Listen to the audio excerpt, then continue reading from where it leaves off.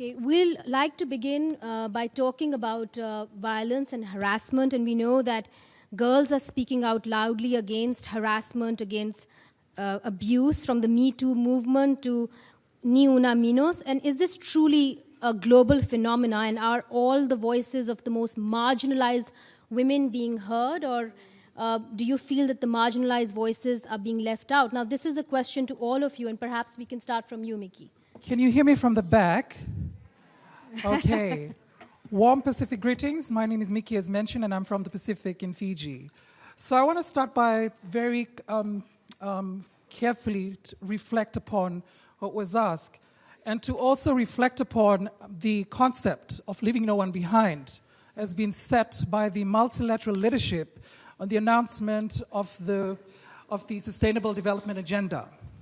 Firstly, I would like to welcome such interesting multilateral changes and reform ahead of many other intergovernmental processes in further recognizing the need for urgent key stakeholders such as civil society, activists in particular, community human rights defenders, to share the partnership of coalition building and strengthening partnership where it's needed. Because we've been talking about the real shrinking spaces of civil society and what it's done for many of us who are working on the ground. At the same time, I also want to pay homage and tribute to the many activists and feminists and women's human rights defenders in the room, and all of you community leaders who continuously take into full consideration the need for a feminist and human rights principle and a rights-based approach from that perspective.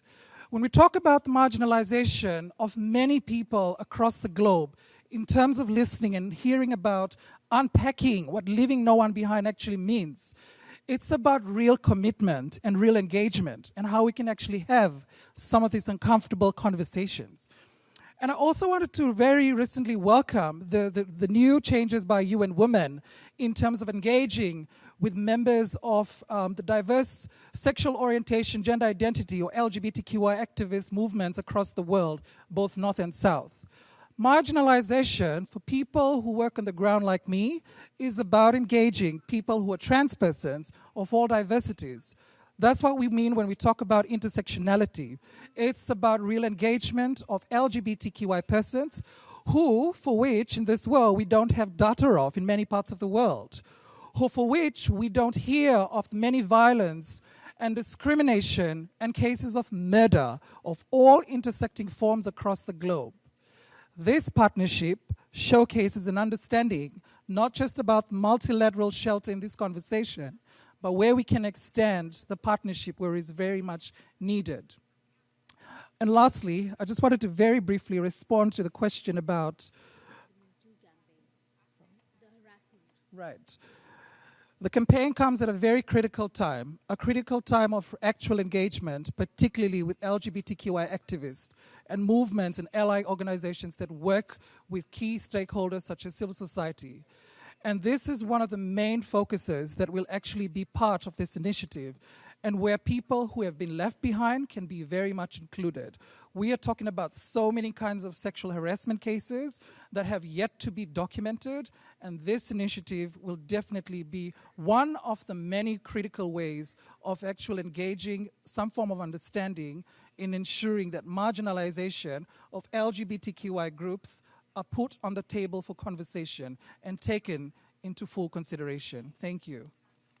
Okay, would you like to answer that question also? Do you feel that marginalized women have, marginalized groups have also been left out, and it's only, perhaps the conversation needs to include marginalized voices in the Me Too campaign? Good afternoon, everyone. I wanted to say yes. I join in the works of my colleague, recognizing that, of course, the many groups have been marginalized not only from public policy actions in regards to violence against women, but in development in general, without a doubt. And I want to say that this initiative, SPOLA initiative, in the case of Guatemala, which I represent, it's a good news. It's a good news because this is a country where more or less 700 women are murdered every year, and it's a humongous amount of women's deaths, and The initiative is going to design and make models and public policies that will allow us to have an impact and diminish violence against women. And that's why it's a good news. We receive it as a good news. We believe that there are enormous challenges, and the main one from our perspective that we want to bring to the fore today is the importance of guaranteeing a coordination of all the actors involved in this process. This means not only governments, but also the civil society organizations, which are fundamental because from our point of view, these are the organizations of the women's movements and feminist movements and the civil society that have guaranteed and allowed for this agenda to effectively be implemented in all the governments and states, at least in Latin America. In Guatemala, this is the case, and we want to recognize it as such and call to the coordination and dialogue that we are implementing in my country. The initiative is starting in Guatemala, but I want to tell you very quickly that we have already implemented a series of actions in coordination and consultation for all of the components of the initiative in the framework of a national coordination for preventing family violence and violence against women called CONAPREVI, and that represents all the government offices of the executive and also the judiciary and some of the control organisms and the civil society to implement the diminution of the domestic violence. And in Guatemala, this has been a central problem. It's been a great driver that we will have in defining a model to attend and in the public policy front and have an impact and transform this status of affairs. There have been these advances in my country, but they're not enough because of the very high number of violent deaths that we still exhibit. And we do want to tell you that we're working together. We're developing actions that are coordinated with all the actors, and we are aligning the Spotlight Initiative to national initiatives to lead to a national policy for the development of women and also a plan for violence against women. Ms. Simonovich, I'd like to ask you that violence exists everywhere and affects all ages of women in developing countries and developed countries. And much of this violence is hidden and it has a stigma attached to it. So how do we shine a spotlight on the issue, and what strategies in your mind are most effective at overcoming this silence? So let me start by thanking you for inviting me as a UN Special Rapporteur on violence against women, its causes and consequences, to participate at this important panel on our Spotlight initiative, and to thank Commissioner Mimica, Deputy Secretary General, Madame Pumzile and Helga Schmidt on introductory statements. Last year I was sitting in a row aside, and this year I am here at the panel as a Special Rapporteur on violence against women. And I would like to mention that at the beginning of the CSW session, for the first time we have heard from the United Nations Secretary General that he proclaimed himself as a feminist. And now from Deputy Secretary General,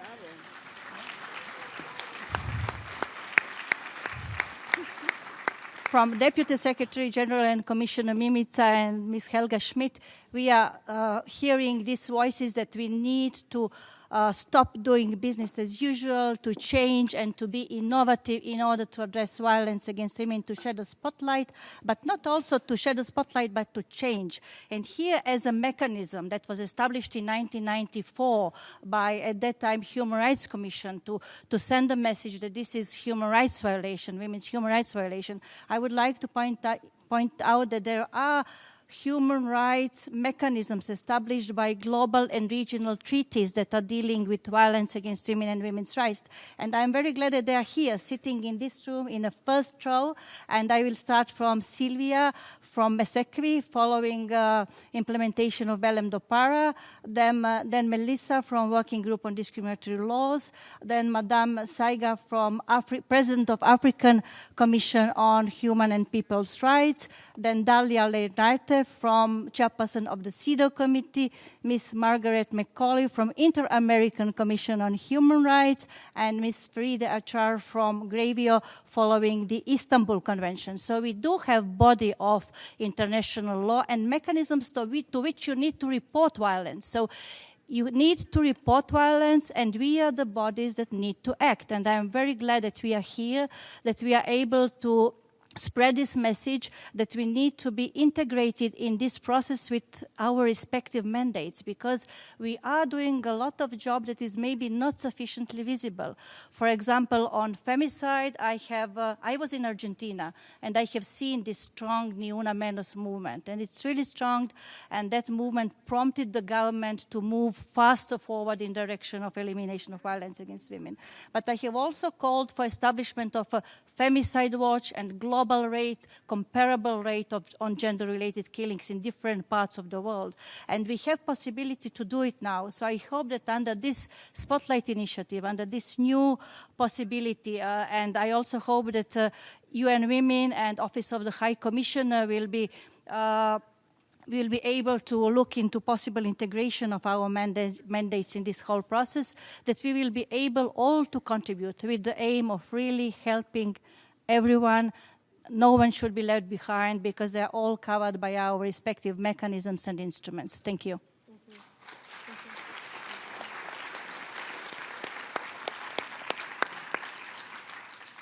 Now, this is a question for Tarsila Rivera and Lizzie Kiama also. Now, in committing to the 2030 Sustainable Development Agenda, the UN member states and all stakeholders have recognized the importance of leaving no one behind. We've talked about women and girls who face multiple forms of discrimination, including women and girls who face disabilities, indigenous women and girls, and LGBTI persons. Now, given the importance of an intersectional approach, how do we ensure that those who have historically been excluded remain at the forefront of our work on ending violence against women and girls? Thank you very much for this opportunity. And we have to thank the opportunities that we're giving to be heard. Around the world is 370 million people who are indigenous peoples. And half of us, if we think half of us are women, then this investment is worthwhile. In the Americas, it's about 50 million indigenous peoples, and half of us are women. So this is an investment that is worthwhile. I congratulate the countries of Latin America that have been taken into account as priorities for the implementation of Spotlight.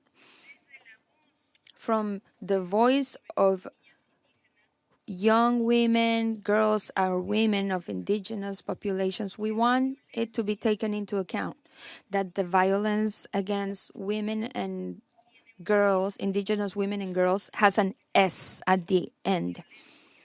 It has been called violences, different forms of violence. There's historical violence and structural violence. This means that our region and our countries need education, and more than education.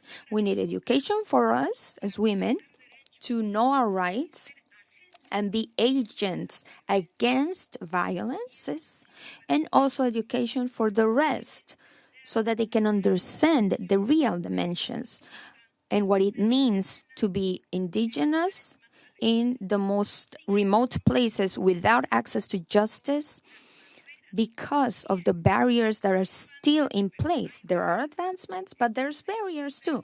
And being monolingual, having the worst quality of education, no access to basic services, those barriers are not barriers that everyone experiences, but the violence, we suffer the same. Indigenous, non-indigenous, and of African descent too. And in that sense, we believe that we have to work in an integrated approach. Every day in our region, girls die. Young women appear after having been trafficked and exploited, murdered, only because they don't want to have sex with their own husband or boyfriend. So the empowerment of one side has become a weapon against ourselves. Indigenous women have wanted to have a communal justice, but who handles and who dictates communal justice? So there, we are lacking an investment to eradicate the different forms of violence from that comprehensive and transversal approach, both for those who have to impose justice and for ourselves. And that's why we believe that the 2030 agenda is a great opportunity, because we don't want to be left behind in any way. Indigenous women and young Indigenous women are advancing in the knowledge of our rights. It's not by mistake that we're here in this place sharing with you. So we have the skills that we are acquiring to change our situation, and in that sense, thank you very much. I hope that there will be a look at the situation of women and girls, Indigenous women and girls, not only in certain countries, but in all countries, even developed countries, because we also have great violence in those countries too. One of the consensus that we have agreed as a global priority for Indigenous women, because we had our own global Indigenous Women Conference from every region in the world, is that violence and different forms of violence happen the same to in the same way to Indigenous women in developing and developed countries, and in the worst manner in poor countries. We don't have a visibility, and that's why we are asking for statistics, disaggregated studies, so that when one girl is found butchered inside a suitcase, we will know that these are Indigenous women and that they don't know where to go and seek justice. I wanted to share this with you. Thank you very much.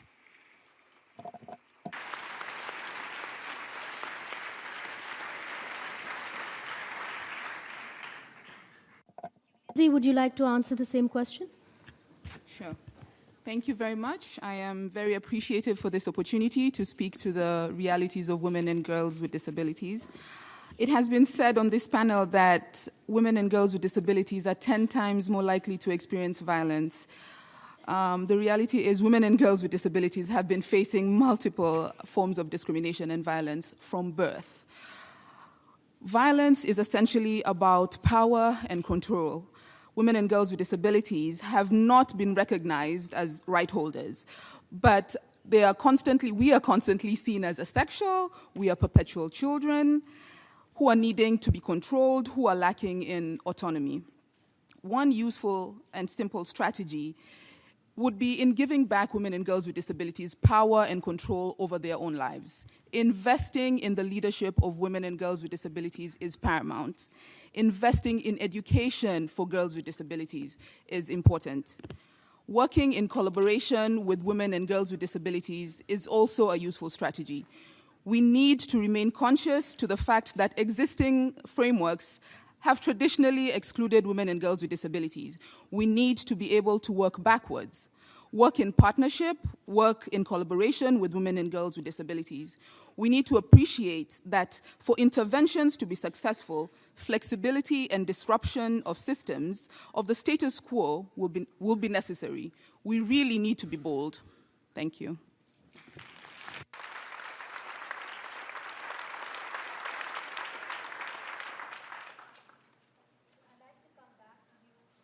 Nikki, can you share with us a specific example of success that you may have had in your work in ending violence against women, and perhaps what lessons you have learned from it? Now, given some of the realities, the fact that, as I mentioned earlier, there's not a lot of gender or sex and gender disaggregated data, especially for persons of diverse sexual orientation, gender identity, expressions, as well as sexual characteristics, including intersex persons. So when we talk about gender, we're talking about the diversity of an actual definition, or should not be limited to an actual definition. We're talking about a bigger spectrum. We're talking about the fluidity that's contained with, a particular understanding of a human rights and feminist understanding of what gender is. Some of the great successes around the world, and I would like to also echo the sentiments and thus also celebrate some of the achievements made by the panelists that I've mentioned earlier. One of the most interesting examples from the Pacific is very home to my country in Fiji.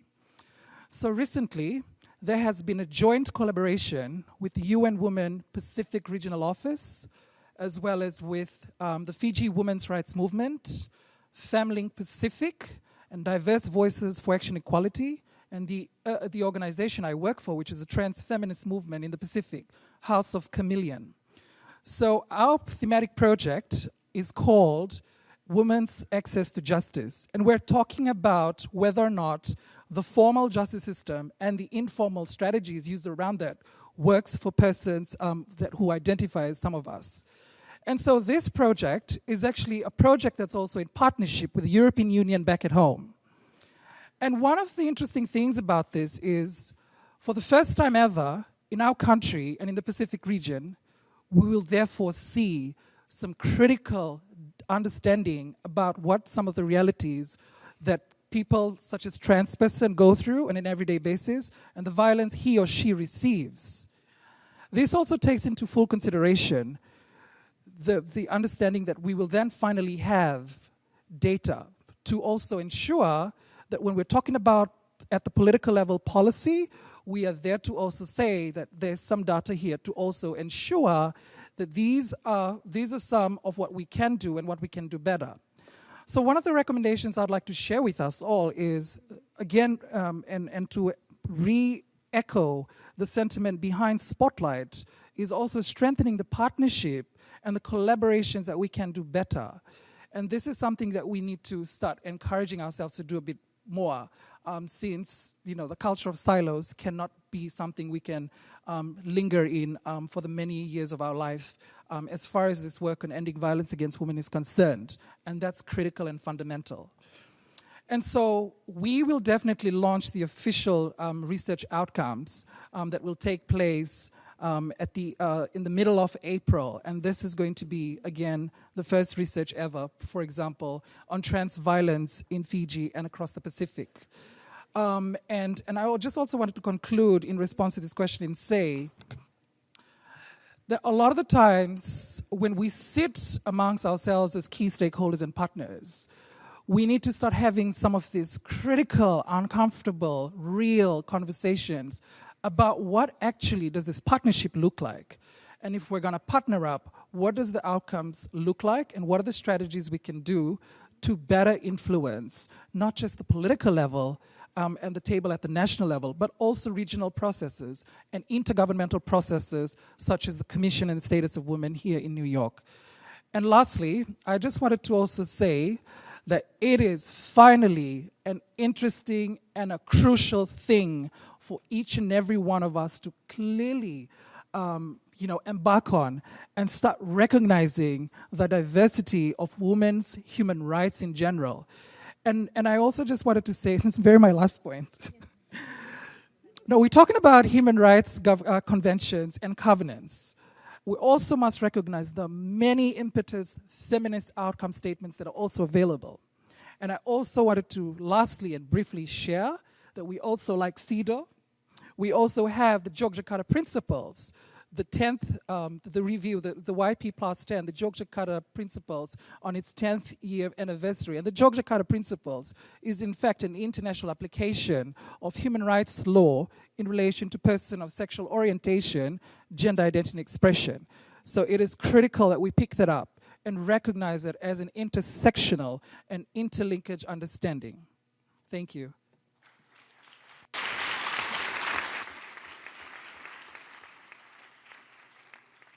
So Anna, my next question is to you. Guatemala is one of the priority countries for the Spotlight Initiative.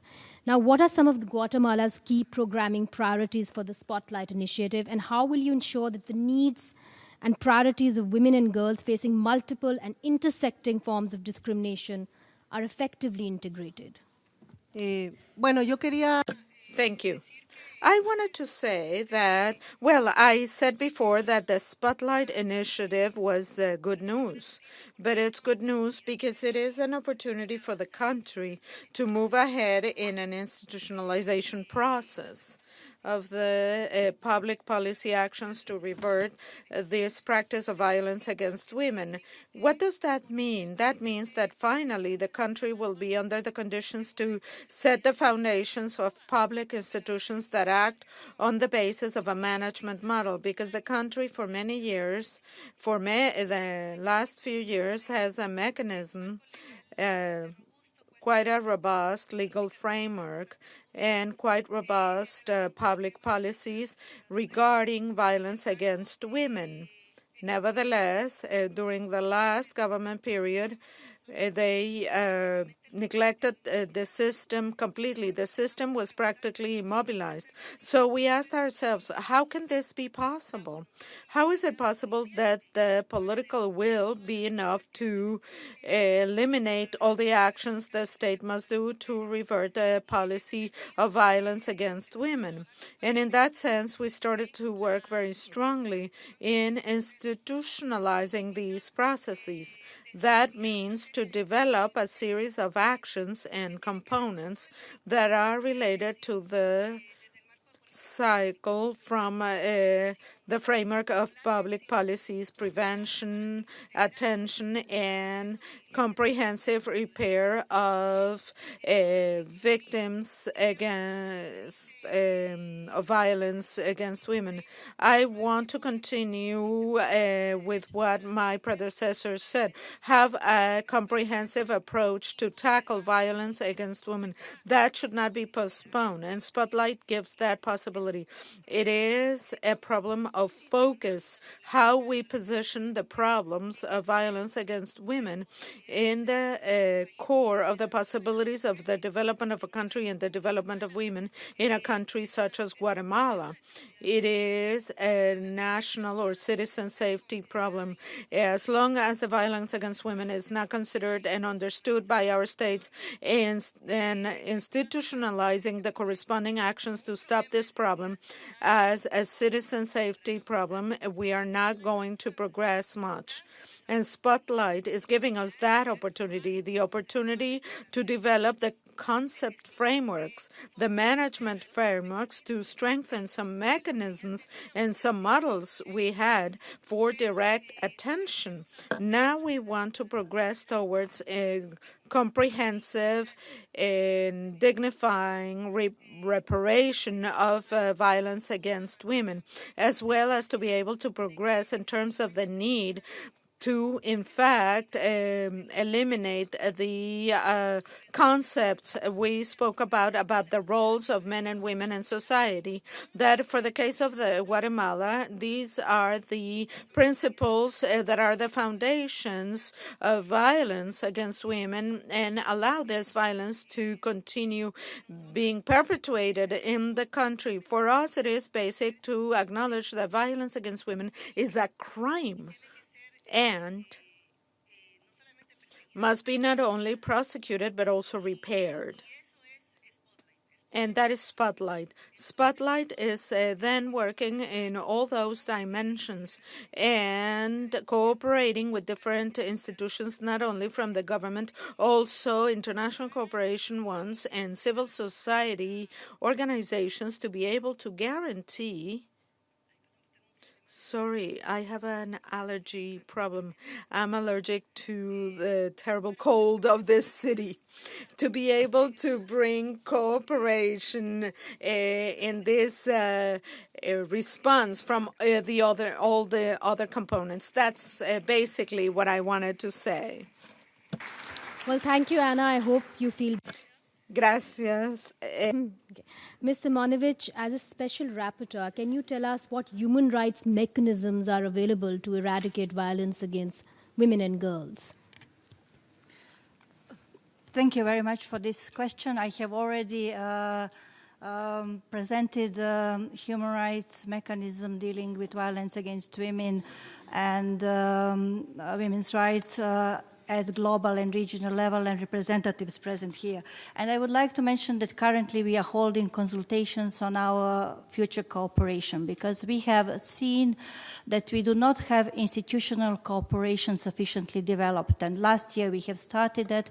We had meeting with Secretary General and he immediately supported this initiative. But still this is project and this is initiative and we are seeking support of states. We are seeking support from UN Women, Office of the High Commissioner, Spotlight Initiative, and all others. We have now received support from Switzerland, Republic of Korea, and Spain to run this as a project for 2 years. But in the future, it should be a sustainable platform for us to be able to exchange informations and to join forces on specific topics in different regions, in different parts of the world. And we are already seeing that there are so many issues that are important for all of us. For example, we just had an expert group meeting on violence against women in politics, and all mechanisms attended. And it was important to see that this issue of violence against women, harassment against women in political field, in parliaments, in governments, is not sufficiently addressed. So we have to see how to join forces and how to have joint statements, joint platforms on different topics, including topics covered by Spotlight Initiative, like femicide, and I have also mentioned this call for Femicide Watch that was done by my mandate, but then supported by other global and regional mechanisms. I would also like to mention that on a Me Too initiative, for example, Working Group on Discriminatory Laws and CEDAW Committee and my mandate, we had a joint statement in which we supported this movement as transformative, liberating and empowering movement, and stated that we are able to support as mechanisms with our respective mandates movements like this, because we hope that there will be more movements like this, like Ni Una Menos and other movements that we are seeing that are now changing this perception of violence against women as something normal, something that is a way of life. We have to turn it away from our tolerance perspective and go into use of those treaties that we have, because they are not sufficiently used, they are not integrated in national legal systems, they are not implemented sufficiently, and for that reason, those mechanisms, let me mention again, MESECVI, Working Group on Discriminatory Laws, African Commission on Human Rights, CEDAW Committee, Inter-American Commission on Human Rights, and GRAVIO Committee with my mandate, we are now trying to join forces and to see how in future we can send joint messages. Sometimes few of us, sometimes all of us. For example, on International Day on Elimination of Violence Against Women, that will target reproductive rights in all parts of the world or specific countries where we see that need. So we are now discussing all those possibilities that we can use as the mechanisms, because we are already there. We do have power, we do have mandate, but we are not sufficiently visible, we do not have sufficient resources, and our recommendations are not sufficiently implemented. So if we would like to see results, if we would like to have this new approach to cover all women and girls by policies that are needed to eliminate violence against women, we hope that we are going to be integrated in this initiative and other initiatives going at the UN level, but also at the regional level, because it's going in all directions. Thank you. My last question to Tarsila and Lizzie: if you could make one recommendation to take the Spotlight initiative forward, what would it be? Spotlight. Unfortunately, I don't have it in Peru or in the Andean region. For the countries where it is going to be implemented, we consider that they must have an impact and influence vis-a-vis the states. There are countries which legal rules or standards are advanced, but the respect, the implementation, and the adequate use of those laws are not effective yet. In the case of violence, plural or different forms of violence, we cannot think that no matter how much we have a good intention, it's not going to be solved in 5 years. We believe that the opportunity of Spotlight is to set a precedent, a beginning and that we have to continue investing and working with the states so that it becomes a state policy, the fight against different forms of violence. And that has to do with education of women and men citizens. It has to do with the educational content in our countries, that boys and girls that go to school and finish secondary education finish with a notion of respect to the other, respect to the differences, and that can only achieved from little ones to older ones. Fill up jails is not the solution. With concern, we see indigenous moms that most young people that are exerting violence with women, with their partners, are also children of migrant indigenous. Poverty, social exclusion, racism, and discrimination has made ourselves not be considered full citizens with rights within the states where we are. The change must respond to the structural exclusion and to the prejudices against us, as well as the stereotypes built by society about us women, indigenous women. We start by asking ourselves, why are indigenous women like this? Why aren't we in invisible spaces? And we reach the conclusion that in our states, there is a completely colonized and racist mindset that considers the other as less and does not deserve any rights. That mindset must change. And you, policy makers and decision makers, have to influence on the states to begin educational forms that will make us better, all of us, men and women. Thank you very much.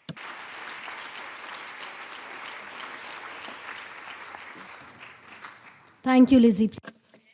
Gracias. Lizzie, adelante. So I think the Spotlight Initiative is looking to test a model and hopefully replicate it if it works.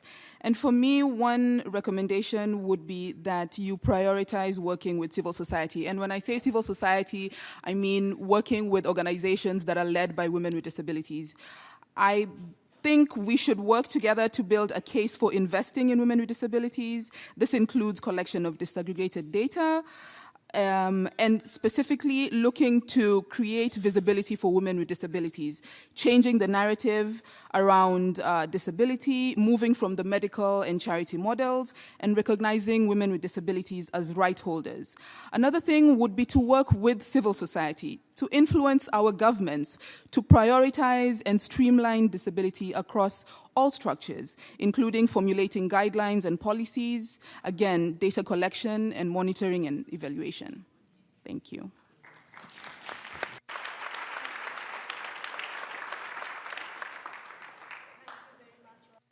Coming here, and that concludes our panel. I'd like to now welcome the Undersecretary General and Director of UN Women, Phumzile Mlambo Nguka, to deliver the closing remarks.